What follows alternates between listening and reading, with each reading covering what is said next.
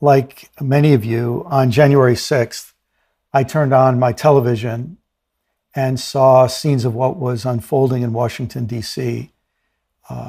Mobs of people storming the Capitol, beating police, carrying signs that said Jesus saves, and holding up Bibles and praying in Jesus' name and shouting, "Hang Mike Pence," and erecting a cross, erecting a gallows. Watching the whole thing unfold, it just seemed surreal. And when I looked on the faces of the people and all the people who were sending out their videos of themselves there, they were certain they were right. They were sure of themselves. They showed no hesitancy. They had no doubts. And in fact, many of them looked euphoric. They'd never done anything like this before because nothing like this had ever been done before. And in their lives, I bet if they could remember that day, they would remember it as one of the happiest days of their life, when they felt certain and sure. Now, maybe a couple of days later, when they get a call from the FBI, or when they're worried about getting a call from the FBI, what seemed like the best day may have become one of the worst days. But it just struck me as I observed that happening, that what those people were involved with is something all of us have experienced. We thought we were right. We were certain we were right. We believed people who told us we were right. And then we wondered, how could I have been so wrong? It's so interesting what we can see in hindsight compared to what we see when things are actually unfolding. That metaphor of sight is so central to Jesus' teaching. He constantly taught about sight and used seeing and blindness as metaphors for deep spiritual realities. And he also did many healings of people relating to their sight. There's one story in Matthew 15, and it goes like this. The Pharisees and scribes came to Jesus from Jerusalem and said, "Why do your disciples break the tradition of the elders? For they do not wash their hands before they eat." Jesus answered them, "And why do you break the commandment of God for the sake of your tradition? For the sake of your tradition, you make void the word of God, you hypocrites." Then he called the crowd to him and said to them, "Listen and understand. It is not what goes into the mouth that defiles a person, but it is what comes out of the mouth that defiles." Then the disciples approached and said, "Do you know that the Pharisees took offense when they heard what you said?" He answered, "Every plant that my heavenly Father has not planted will be uprooted. Let them alone. They are blind guides of the blind. And if one blind person guides another, both will fall into a pit." Now, I think probably a lot of us, when we hear those words today, we don't ever want to hear the word blind be used as a stigmatization of a person who's visually handicapped. But we're also aware how this image is so powerful of someone who can't see guiding other people who can't see, so they all fall into a pit. And that is a danger that all of us face. Like those folks on January 6th of this year, we don't see how much we don't see. And we don't see how much the people we're following don't see.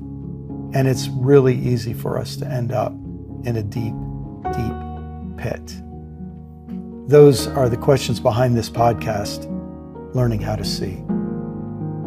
We do not see everything, so we do not know everything.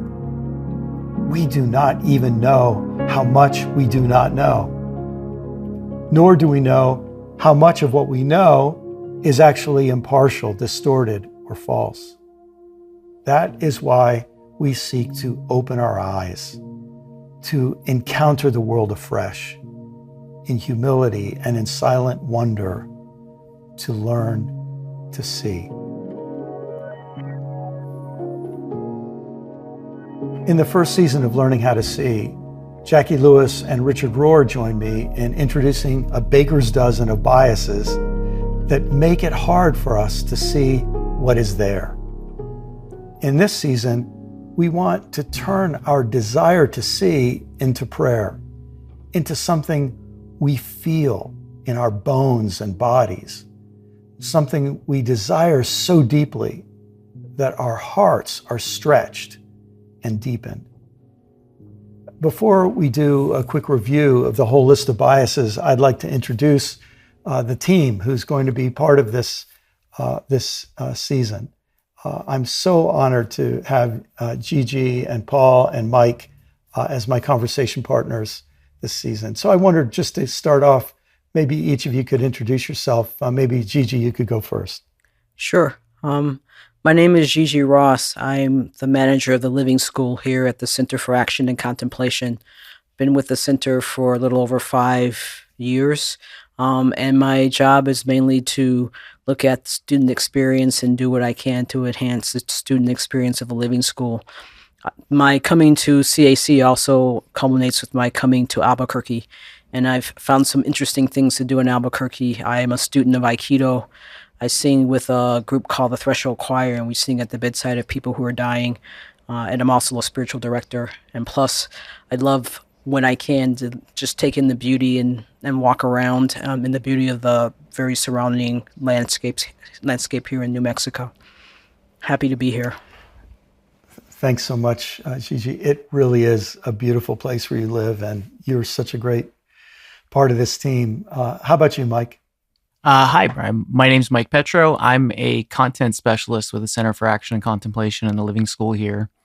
I'm the newest person on the team. My background is comparative religious studies, mythological studies, depth psychology, and I bring a little bit of that to the equation, but it is just such a gift to work with such amazing people. And I'm new to Albuquerque as a result. So when I'm not at work, you'll find me up on the mountain as often as humanly possible. And that's there's not much more that I could ask for than to get up above it all and just appreciate the beauty of the desert.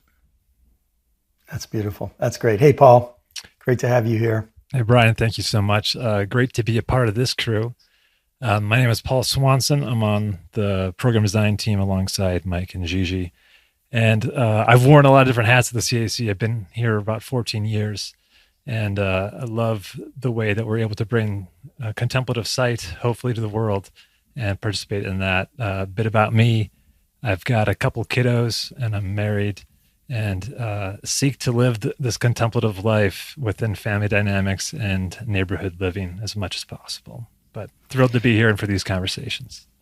Thanks so much. Well, let's just jump right in, and let me begin by asking you three, how would you define bias? How do you understand it? Where do you see it out there causing trouble in our world today?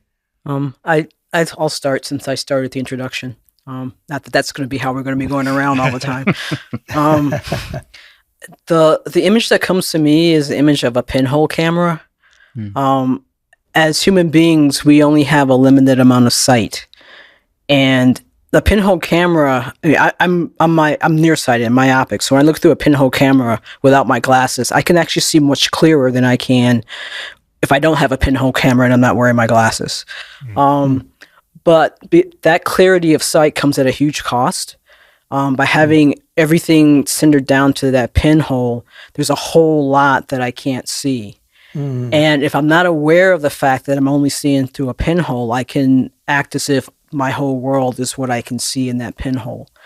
And I think that's something that is in some ways necessary for survival. We have to limit the amount of input that we get and just look at what's most important for survival. But that bias also comes at a cost, especially when it comes to relationships, when it comes to seeing how we fit into the larger scheme of things. If we believe that all that we see through that little pinhole is all there is, then we miss out on so much of God's creation. We miss out on so much of the kinds of relationships that we can have, and also just seeing the fullness not only of other people, but even the fullness of ourselves, because we also see ourselves through that pinhole. There's also a bias that we have to ourselves. So that's my beginning working definition, I guess, of bias. Gosh, I love so much about that. But one of the things that strikes me is you bring out there, you really do gain something by looking through a pinhole camera, and we gain something by bias. It simplifies life. It makes things more manageable. Yeah, I think that's a really great insight. I might just piggyback off you there, Gigi, just because I think I used a similar metaphor of my own kind of definition, and you all might have to correct me if I'm wrong here. But I was thinking of bias as like the aperture settings that enable me to see and interact with reality in ways that are most conducive for protecting my understanding. And I think when I'm able to challenge those biases, at times expanding my how I'm viewing reality and that understanding. But am I using aperture right? Is that the same? How much you see? Is that the right film terminology, or am I off base? I think it's at least partially right. Yeah, Paul. Like I think the aperture, it really has to do a little bit like that pinhole idea. How wide or broad are we seeing? But then there are other settings that determine how much light is coming in and whether we want it to be shaded. All of those, what do they call them? Effects when you're doing something on a computer, right? Yeah. So my bias of my understanding of bias is already being blown open, which is wonderful. But actually, that's a really great point, because you could say, when we put on a pair of sunglasses, we put a certain color, or we filter out certain colors, and biases have a filtering dimension to them. They keep out certain things and let other things in. Yeah. Well said. Anything you'd add, Mike? I was thinking about this. I think when I think of bias, I think about, for me, like a navigation system, like a GPS, essentially what you need to get around. And so years ago, I was an early adopter with the whole GPS thing, driving around. And I was living in New York City at the time. And one of the things that really stood out for me is sometimes, especially with those early GPSs, they would not be updated as quick as the city would change traffic patterns. And so every now and then it would whip me around a corner and take me down a one-way street in the wrong direction. Something hadn't been one way and now it was, or vice versa. And that's what I think of, with bias. I know we're always building ideas about how the world works, ideas about ourselves, ideas about other people, even ideas about the divine to help us function, right? But when this kind of system of exploration gets calcified, it very quickly becomes a prison of self-isolation, I think. And then I think it would be like literally trying to drive only looking at your GPS and not even looking out your windshield. And it gets dangerous quick. I think that's the word picture that kind of pops up in my mind. Oh my goodness. Such a good picture too. And as you say, you could imagine someone trying to drive looking at their screen and not looking at the windshield. But in a sense, I think very often we see what we want to see, or we see what we expect to see. And this is one of the great struggles of bias. Of course, a lot of people aren't aware of this. And that's something else about your analogy that makes sense. You could have a program that you've downloaded that works for 3 years, and then reality changes, and you haven't, and your program isn't updated. So biases, might not get in a person's way for a long time, and then suddenly they do. Yeah, and then we're really disillusioned because reality. What happened to reality? It wasn't supposed to change, and then we're lost. That's right, going up the wrong way on the one-way street.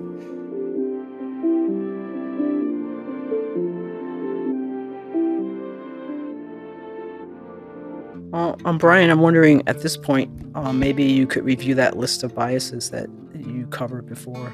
Sure, be happy to.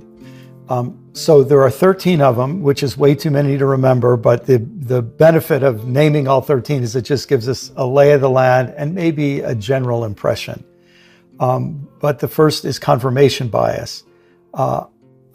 It's easy for us to see things that fit in with what we already think. Complexity bias. We prefer a simple lie to a complex truth. Community bias. It's easy for us to see what our community sees, and very hard for us to see something our community doesn't see or doesn't want to see. Complementarity bias. If I like someone, if I feel comfortable around them, and they tell me something, it's much easier for me to believe it than if they're mean to me or they're unfamiliar to me. I tend to reward people who I like with belief, with believing what they say. And I'll be prone to disbelieve the truth that comes from an unfamiliar person or a person I don't feel comfortable around. Contact bias, what other people see who I don't have contact with, I do not see. Conservative liberal bias. There's a whole lot of research that's been done that conservative brains and liberal brains actually function differently. And we'll look at some of those in an upcoming episode, some of those differences. Consciousness bias, that depending on our level of consciousness or our level of maturity, different things will be easy for us to see. Some things will be hard for us to see. Some things might be impossible for us to see. Competency bias, that we are incompetent to know how incompetent we are. That one of the greatest effects of our incompetence is making us unaware of our incompetence. And by the way, the same is true sometimes of our competence. Then confidence bias is the tendency to believe people who speak confidently, no matter how much they're lying to us, and to doubt people who speak hesitantly, no matter how honest and true they are. Next is conspiracy bias, which is our desire to believe stories that cast us as either the hero or the victim. We never want to accept a story that casts us as the villain or even as a accomplice to the villain. And then there's comfort bias, which says that we accept information that doesn't disturb our emotional feeling of comfort. And there's catastrophe bias, which is related to normalcy bias, which says that we can accept information about a clear and present danger. But if it's about a slow approaching danger, a slow train coming, we find it harder to see that kind of danger. And then finally, cash bias. It's very hard to see something that is going to cost you money if you see it. And we're attracted to see and believe things if somehow it looks like there's some sort of financial gain for us. And so that's the overview, and we're going to dig deeper through this season in each of these. So it seems like confirmation bias is the most foundational to all the others. So would it be okay if we start there and talk about that first? That sounds great. So if I'm understanding this correctly, we easily accept information that confirms what we already think, and we easily reject information that unsettles our existing beliefs. So we could put to the team the question, where do you see confirmation bias evident in our world these days? Is it anywhere creeping around? I'm happy to throw out the first lot here of, I think something that certainly came to public conversation after the 2016 election was social media. The way that through these algorithms that we were recognizing that we were in these little echo chambers where and then the news media that we go to for our news, often we only go to those that aren't going to necessarily challenge us, but are going to have the same political bent that we have. And so I just think about where we give our attention. If it's just confirming what we already hold true to ourselves, we get into this like hyper loop of just sinking in deeper and deeper and deeper into what we already believe. One thing that comes to my mind is a conversation I had with a neighbor here where I live in the early days of the pandemic. It was even before we were sure whether or not to wear masks. But social distancing, as it was then called, which I prefer physical distancing, was something we were supposed to do. And I was talking to this neighbor, and his reason for not believing that COVID-19 was real was because he didn't know anybody. I know we're going to be cross-fertilizing our biases here. But the fact that he himself didn't know anybody, even though there are like over 500,000 people in this metro area, because he didn't know anybody who had COVID, therefore it wasn't real. And that was such a it was really hard for me to have a comeback because it just seemed like so illogical. But that's why we're talking about bias. Bias isn't logical.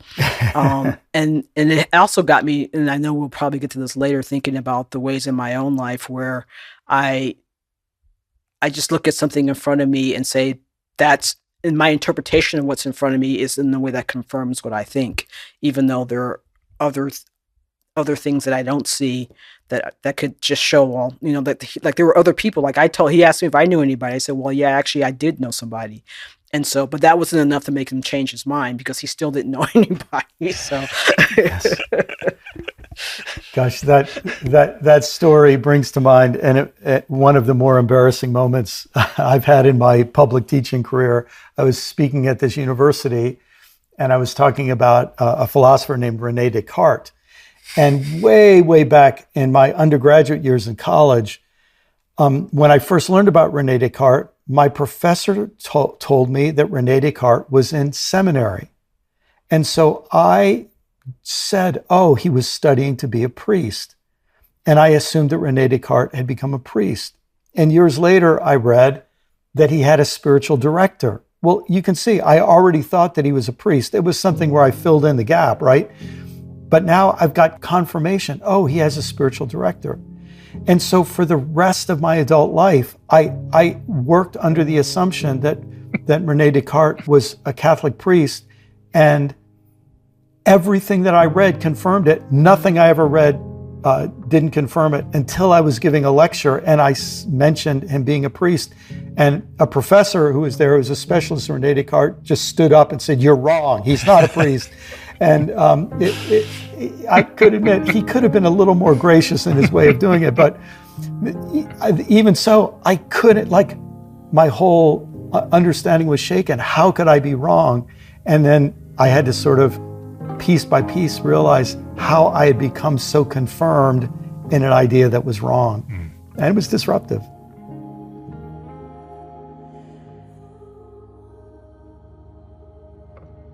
It's really amazing how easy it is to sink into an idea and just get comfortable with it. And now what is intriguing to me is how our technology has actually enhanced that reality.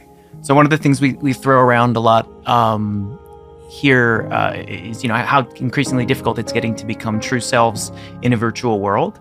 And I don't pretend to be an expert here, but social media algorithms enhance our confirmation bias because they shape the information that we see.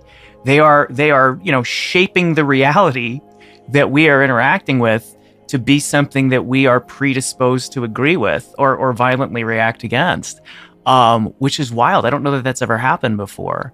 And it really, really captivates me about how vigilant we need to be. Yeah.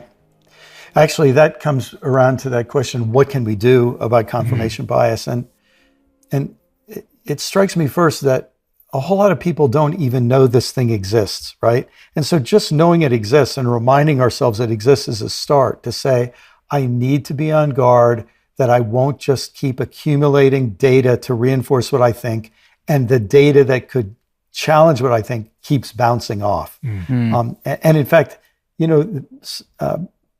psychologists tell us this happens at such a fast speed before it ever becomes a conscious thought that I have no idea how much information has bounced off me because it didn't confirm what I already think.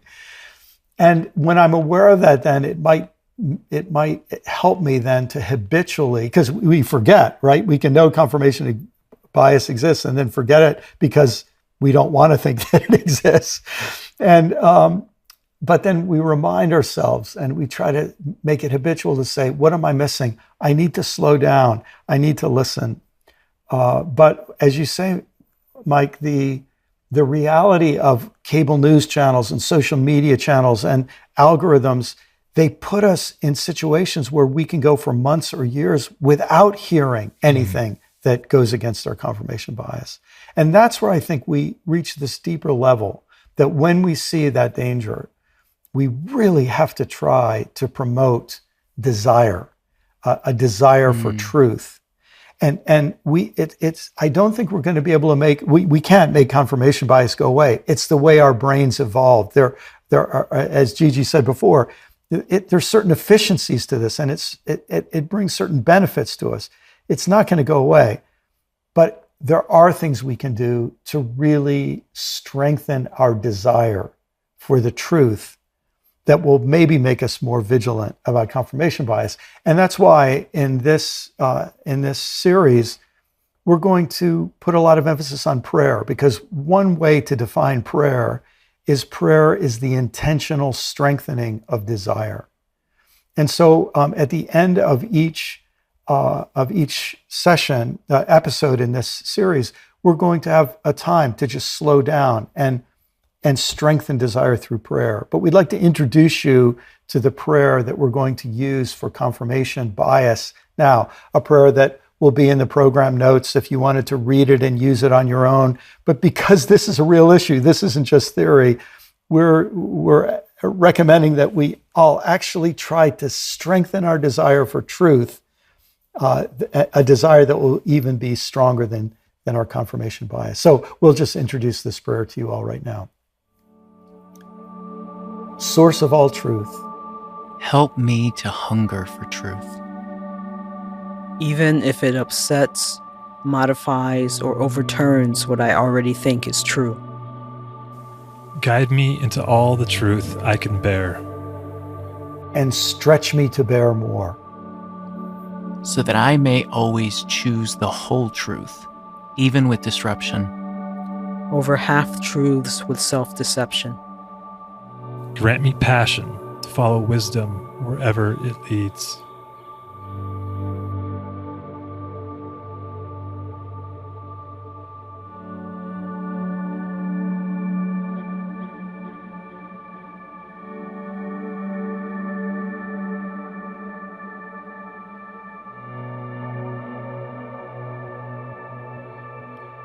Thank you.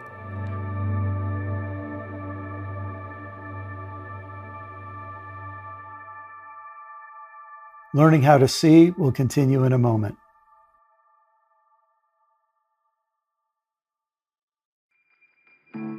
Let's move to the second bias. How about going for a complexity bias? The fact that our brains tend to prefer a simple lie to a complex truth. One of the things that I was thinking about, that this kind of in some ways ties into what we're talking about with confirmation bias. And to me, it's about how we listen. And I remember I was very, I guess I would say I have a high degree of emotional intelligence, and sometimes that gets in the way. And so I would say for the first 25, 26 years of my life, only half listening, because I always knew what people were going to say. And it was all based on, the simple patterns that I had that sort of evolved as I grew up. And then I met someone who was my partner for about 4 years, and I could never know what she was going to say. and so then I had to make a decision, of what was I going to do? Was I to stretch myself? Was I going to just continue to just get mad at her because she wasn't going through the simple way of doing the pattern that I thought she was doing, so therefore something was wrong with her? Or was I going to stretch myself and allow myself to open up to something more complex? But I noticed that's something that I do a lot. In many ways, I go for what's the easiest thing to do, what's the easiest thing for me, the most convenient, the most simple, instead of allowing something that will take more work on my part and will also show both my dependence as well as we're crossing biases again, my incompetency. It's much better for me to go for something that makes me look good, and that even though it's not the whole truth or may even be a full lie. So I'm wondering if we have any other examples of complexity bias at work. Gosh, that's so good. Yeah. I'm thinking about a couple of different things. Of, there's the bias of like headline slogans of like clean coal or cash for clunkers. That there's no complexity like laying in wait behind those kind of simple sayings that produce action. Man, I like this. You just popped to mind. There's this quote that used to hang in my fridge back in the day from Oliver Wendell Holmes about complexity. It was along the lines of like, I wouldn't give a fig for simplicity on this side of complexity, but I'd give my life for simplicity on the other side of complexity. And I think so much of how I understand the complexity bias is on that for the first half of that quote, of the simplicity that cloaks the complexity of reality hiding behind it. And I experienced that so much in my own personal life of trying to teach the faith tradition of Christianity to my children, where I will sometimes get lost in the truths I'm trying to teach or pass on, and then they will ask questions that reveal the complexity lying in wait behind it, and then I have a choice right there. But yeah, so that's what came for me. How about for you, Mike and Brian? I think I'm just going to piggyback right off what you were saying about teaching Christianity and spiritual mysteries to your kids. In another life, I was a pastor for a bit. And I just remember there was a whole season of my life where I really thought my job was to give people answers. And I think we're a culture that prefers good answers over good questions. But I think complexity is the place of questions, right? Yes. And I, my favorite mystic has this thing where he talks about staying in dialogue as opposed to definition, and exploring as opposed to explaining. And I think for me, the last few years, it's just been trying to live in search of better questions that can take me into complexity. But it's not easy, right? It's not easy. Sometimes it feels like you're building a sandcastle on right in the tide, That's right. But I really appreciate the invitation to live in the questions that complexity can bring us to.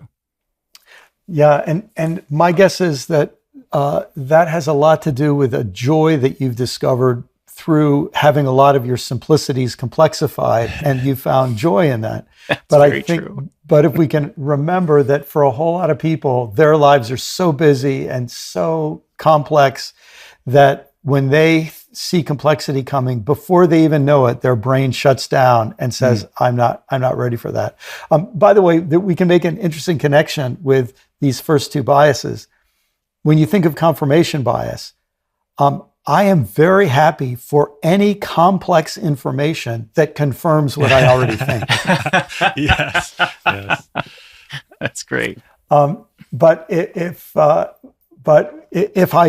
I'm confused, or if I'm hearing things I don't want to hear, I just want simplicity. And I just think it's important for us to remember that the emotional state that we enter the world in, and that our neighbors enter the world in, if they're overwhelmed, if they're confused, if they're anxious, if they don't know how they're going to pay their bills, we can see how the brain, a little bit like that pinhole camera that Gigi mentioned before, would just say, oh man, I can't deal with complexity right now. And somebody comes along with a little simple, easy answer. And it's like, I'm going to glom onto that because that's all I can handle right now. It's like a life preserver in a storm. It's really helpful. Was it Maslow's hierarchy of needs where he talked about you can't really move towards big existential questions if you need to pay your bills, feed your family? That's right. Yeah, that's right. That's really helpful. Yeah, and I was also thinking about how this simple lie to a complex truth, and I'm going to use the word nuanced for complexity, and how it applies to some of the sort of various racism and just racist things that are going on in the country. But I'm going to do it by using a really more personal example. Recently, I was at an event, and we were talking about the Black church, but it was at a event that was attended by predominantly white people. And so I was put into a breakout room where I was the only person of color, and there were two other white people. And the presenter was a Black person, and the question that we were supposed to answer was just about how what that presenter said had resonated with us. And because I was the only Black person in that breakout space, I became the person to represent all Black people. So that to me is how simplicity, wanting that simple answer, can actually cause harm. I mean, I think it caused harm to all of us because none of us got to do what we were really supposed to be in that breakout room to do. And I see that often in just the way we do groups, because I think of the groups that we know, we actually can break them down into all kinds. Like if we know cars, we know all the names of cars. But see, to me, I see a car, it just goes out my brain. I don't remember one car from the other. When we know Christianity, we can break it down to all the different kinds of denominations. But if we talk about Judaism, we just talk about Judaism and not the different denominations in Judaism. And so I also see how that bias, it just allows us to just avoid the very nuanced existence of other groups that can show how they are like us. And it's a way that allows us to make other groups less than we are because they don't have all the complexity that we have. Yes. My goodness. With every one of these biases, we could just talk about how the issue of race in the United States right now is being debated with these biases fully engaged. And then you start putting a couple together. So you think about the little white kid who grows up in a family where white is normal. He isn't even around any children who aren't white, and he develops all kinds of prejudices and assumptions. And normal feels familiar and good, and different feels dangerous. And if everything he experiences confirms that set of biases. And then when he begins to meet people who are different from his home community, you can just see that perfect example of simplicity bias. Oh, this person's Asian.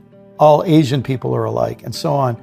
And this is where we need a desire for complexity to challenge these biases toward simplicity.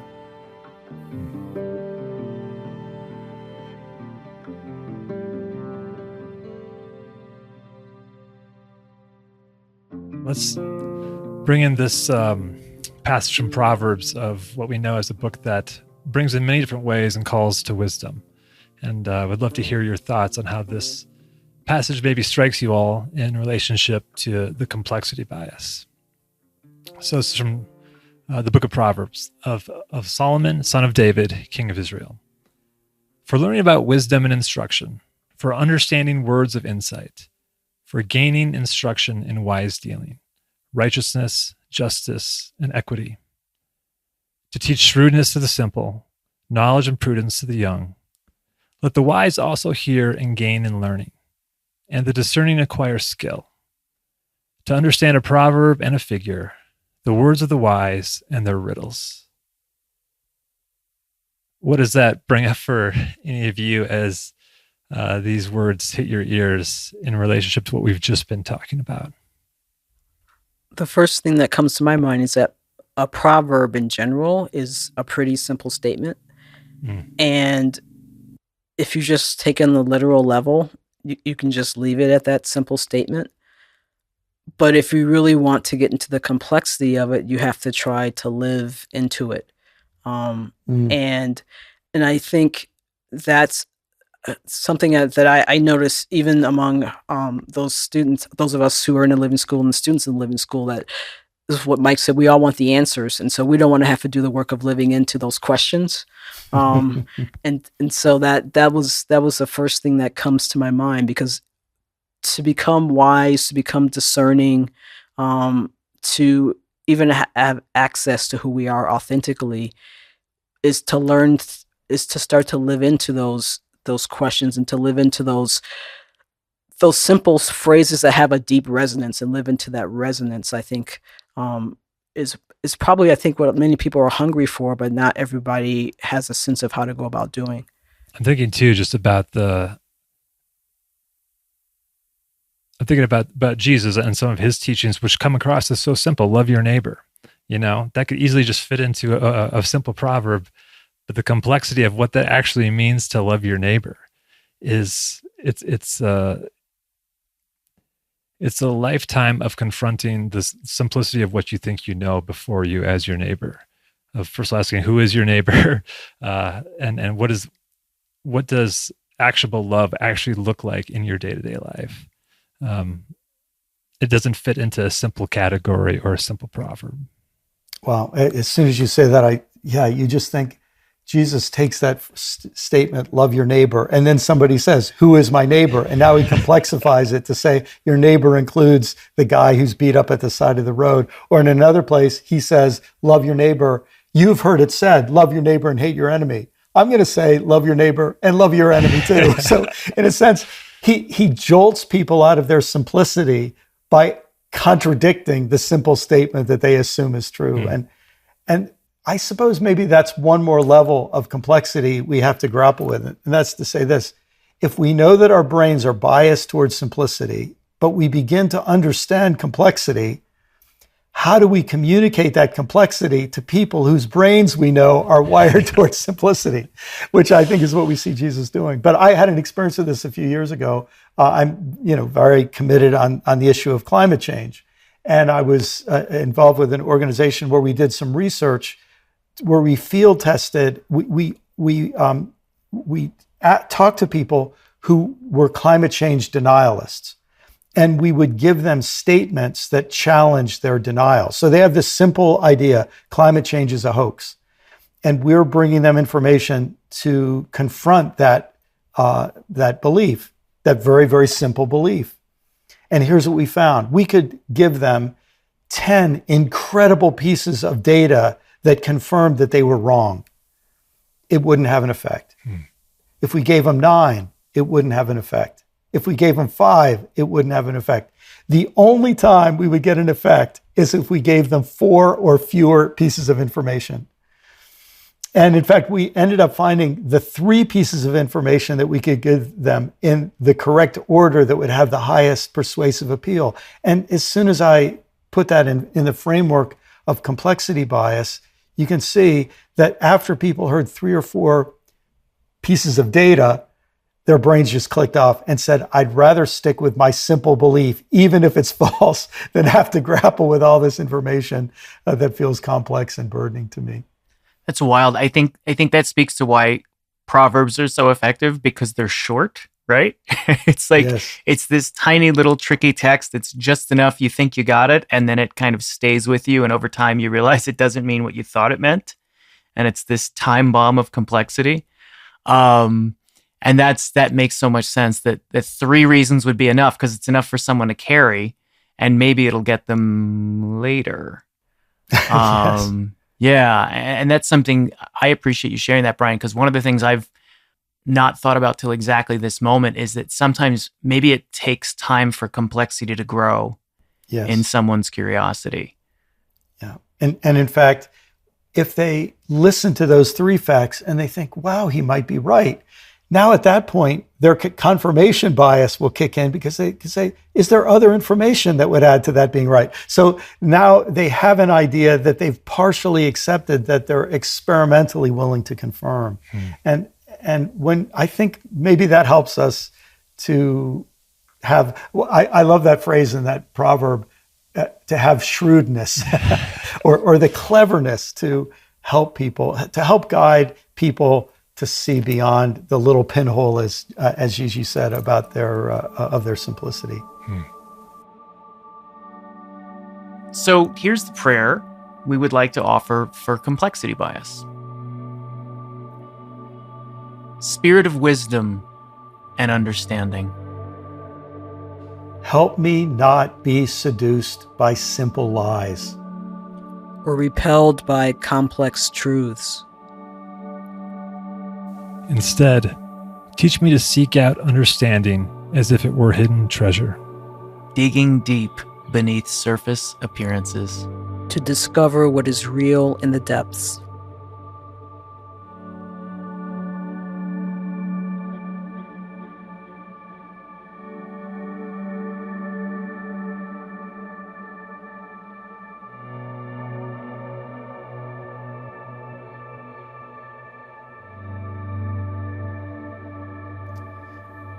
Well, obviously, we haven't said everything that needs to be said about these first 2 obstacles to seeing, but we hope we've given you enough to help you observe them in your daily life and to see how easily people can be led into a big deep ditch. We don't want you to become biased police trying to take the confirmation or complexity splinters out of everyone else's eyes. We want you to begin with yourself. That's why we'll conclude each episode this season with a time of prayer, yearning, and contemplative desire. If you don't pray, you could call this an intention. And instead of beginning with help me, directed toward God, you could say, may I, directed to yourself. Either way, you'll be strengthening your desire for truth, your desire to see. We invite you to repeat each line after us, out loud if you can. These prayers will also be in the podcast notes in case you'd like to use them later on your own. And so let's begin. And just take a couple of deep breaths and center ourselves and prepare ourselves to strengthen a desire through prayer.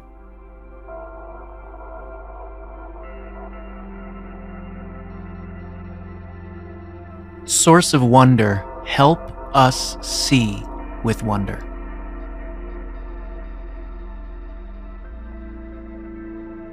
Depth of mystery, help us find delight in truths so profound that they surpass all knowing.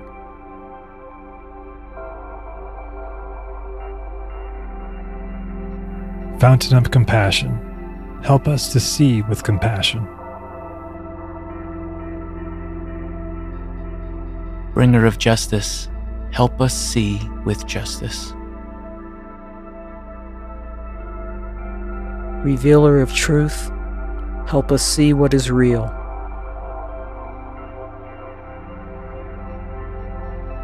Holy wisdom, whose presence fills our ever-expanding universe, help our horizons ever to expand.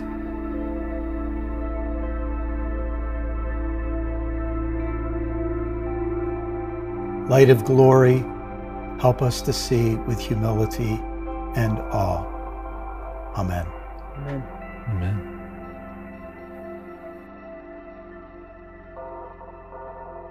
Thanks so much for joining us in this important time of prayer. If you'd like to engage with these prayers or intentions even more, they're available on a sister podcast called Practices for Learning How to See. You'll find the link in the show notes.